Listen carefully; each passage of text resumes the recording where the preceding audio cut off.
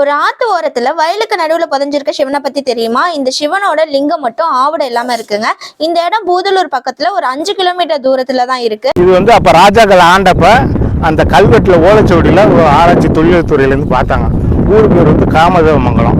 இங்க ராஜாக்கள் ஆண்டவங்க அந்த பிள்ளையார் அந்த நம்ம பெரிய கோயில்ல வந்து பிள்ளையார் கொண்டு அங்க வச்சிருக்காங்க. அந்த ஓலைச்சுவடியில வந்து இருக்குன்னு சொன்னாங்க. பெரிய சிவனா தான் இருக்கு, இங்க பாருங்களேன்.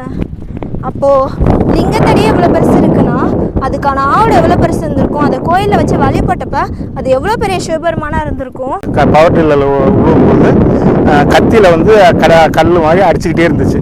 அப்புறம் ஒரு ட்ரிப்பு என்ன பண்ணோம், அதை நோண்டி என்ன கல்லாக இருக்குது நடுப்புற இருக்குன்ட்டு நோண்டி பார்க்கல சிவன் சிலையாக இருந்துச்சு.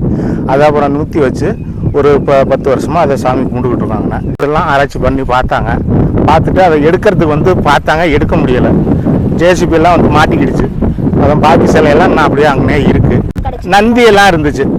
நந்தி இருந்தப்போ அது வந்து அங்கே கோயிலில் கொண்டு தூக்கி வச்சோம். நடுப்புற கிடக்கேன்ட்டு தூக்கி கொண்டு வச்சோம். அது அப்படியே கோயிலில் கொம்பு போய் 2 நந்தி இருந்துச்சு. முடிஞ்ச வரைக்கும் இந்த காணொலியை நிறைய பேருக்கு ஷேர் பண்ணுங்க. இந்த மாதிரியான இன்ஃபர்மேஷன்ஸ்க்கு நம்ம பேஜை ஃபாலோ பண்ணிக்கோங்க.